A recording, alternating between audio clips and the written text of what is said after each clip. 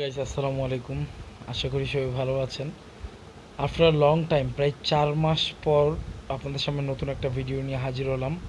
আসলে আমি নিজে আমার আইএলটিএস এর পরীক্ষার প্রিপারেশন নিয়ে খুবই বিজি ছিলাম এই 4 মাস।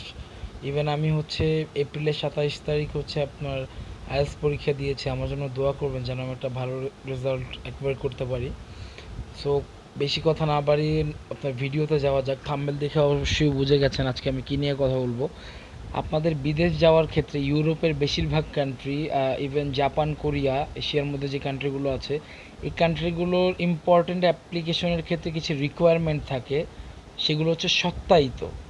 দ্যাটস মিন আপনার অল ডকুমেন্ট, পাশাপাশি আপনার জন্ম নিবন্ধন, তারপর হচ্ছে আপনার চেয়ারম্যান সার্টিফিকেট বা ফ্যামিলি সার্টিফিকেট, যেটা চেয়ারম্যান অফিস বা হচ্ছে আপনার কমিশনার অফিস আপনার নিজস্ব জায়গা থেকে হচ্ছে যে করিয়ে নিয়ে আসতে হয়। এগুলো আপনি কিভাবে করবেন, কত টাকা খরচ হবে, কোথা থেকে আসবে, সব কিছু আজকে আমি এই ভিডিওতে একদম সুন্দরভাবে বুঝিয়ে বলবো, তাই ভিডিওটি পুরোপুরি দেখবেন। সো প্রথমত আমি আগে কান্ট্রিগুলোর ব্যাপারে আসি, যেই কান্ট্রিগুলোতে আপনার মাস্ট বি সত্যায়িত করতে হবে আপনার অল ডকুমেন্ট। প্রথমত আপনার যেগুলো দেশ রয়েছে ইউরোপে আসে, ইউরোপের মধ্যে পর্তুগাল, স্পেন, দেন ইতালি, মিড রেঞ্জ যে কান্ট্রিগুলো হাঙ্গেরি, পোল্যান্ড, তারপর হচ্ছে আপনার এস্তোনিয়া, লিথুয়েনিয়া, লাটভিয়া, স্লোভেনিয়া, অস্ট্রিয়া, এই ধরনের যে দেশগুলো রয়েছে ইউরোপের। আর আপনার এশিয়ার মধ্যে কোরিয়া, এই কান্ট্রিগুলোতে আপনি যদি অ্যাপ্লাই করতে চান আপনার মাস্ট বি সকল ডকুমেন্টগুলো সত্যায়িত থাকতে হবে। আচ্ছা, এবার আসি আপনার প্রথমত কী কী সত্যায়িত করতে হবে। আপনি যদি আন্ডার গ্র্যাজুয়েট অর্থাৎ হচ্ছে অনার্সের জন্য অ্যাপ্লাই করতে চান, তাহলে আপনার এসএসসির, এইচএসসির অরিজিনাল সার্টিফিকেট আপনি যদি নতুন হন, পাশাপাশি আপনার ফটোকপিগুলো সবগুলো আগে আপনার নিজস্ব বোর্ড থেকে সত্যায়িত করতে হবে। সেই ক্ষেত্রে আপনি যে কতগুলো কপি করেন না কেন, অরিজিনালগুলো করলে সেগুলোর মেয়াদ থাকবে আপনার সারা জীবন, আর ফটোকপিগুলো আপনার মেয়াদ থাকে 6 মাস। তাই মাথায় রাখবেন 6 মাস পর আপনি যদি মেয়াদ শেষ হয়ে যায় আবার করতে হবে। আর ফটোকপি, অরিজিনাল এগুলো আপনি শিক্ষা বোর্ড থেকে যখন করবেন আপনার নিজস্ব বোর্ড থেকে, সব মিলিয়ে একটা ফি নেয়। সেই ফিটা 450 হতে 500 টাকা। একটু বাড়িয়েই বললাম কারণ এখন বর্তমানে লাগে, আমি নিজেও করেছিলাম।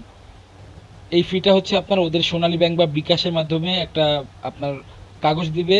ওই পেপারটা নিয়ে আপনার হচ্ছে যে জমা দিতে হবে, দেন আপনি 10 বা 12 দিন পরে সেটা নিয়ে ওখান থেকে আপনি হচ্ছে যে প্রথমে যাবেন এডুকেশন মিনিস্ট্রি বা শিক্ষা মন্ত্রণালয়ে। সেখানে গিয়ে আপনি হচ্ছে যে লাইনে দাঁড়াবেন, অনেক লং লাইন থাকে।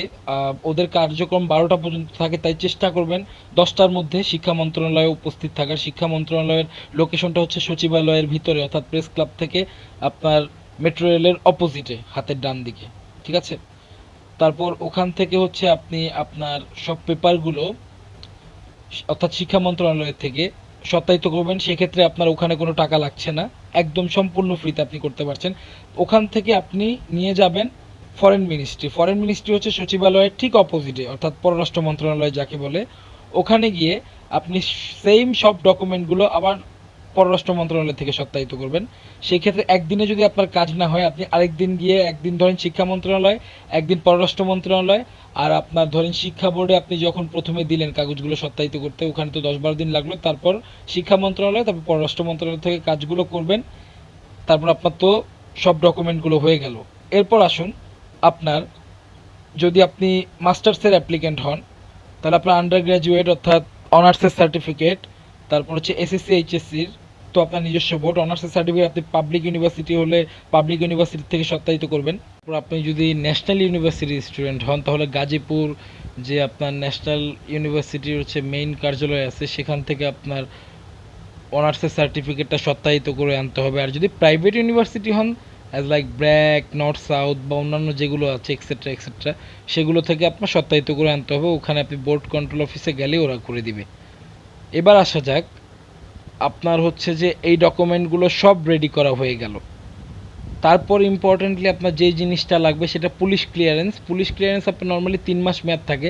তাই আপনি অ্যাপ্লিকেশন সাবমিট করার পরে অর্থাৎ হচ্ছে যে আপনার অফার লেটার আসার পরেই আপনি অ্যাম্বাসির জন্য যখন দাঁড়াবেন তখনই এই সব ডকুমেন্টগুলো আপনার লাগবে।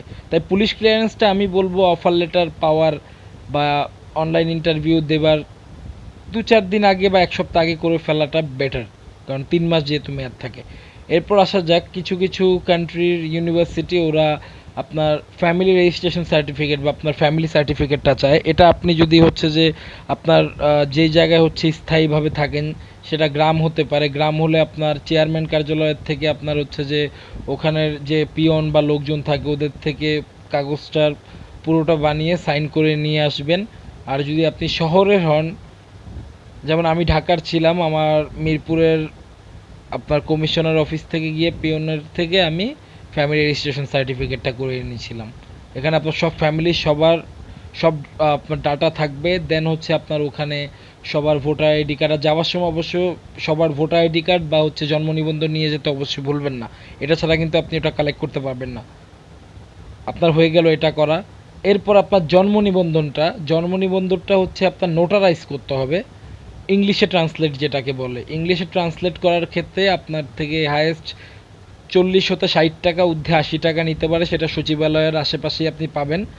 আপনাকে ওটা নোটারাইজ করে, অর্থাৎ আপনার যেটা বললাম রেজিস্ট্রেশন, পাবলিক রেজিস্ট্রেশন সার্টিফিকেট অর্থাৎ বা ফ্যামিলি সার্টিফিকেট যেটাকে বলে, আমার ভুল হতে পারে, সরি, পাবলিক রেজিস্ট্রেশন না, ফ্যামিলি রেজিস্ট্রেশন সার্টিফিকেট বা ফ্যামিলি সার্টিফিকেট যেটা বলে এটা, আর আপনার জন্ম নিবন্ধনের যে সার্টিফিকেট, ওই দুটো আপনি নোটারাইজ করে দেন আপনি যাবেন হচ্ছে আবার আপনার শিক্ষা মন্ত্রণালয়ের নিচে ল মিনিস্ট্রি রয়েছে, আইন মন্ত্রণালয়, ওটা হচ্ছে সেম বিল্ডিংয়েরই লিফটের 5 বা 6-এ, আমার ঠিক সঠিকভাবে মনে নেই, ওখানে গেলেই জানতে পারবেন।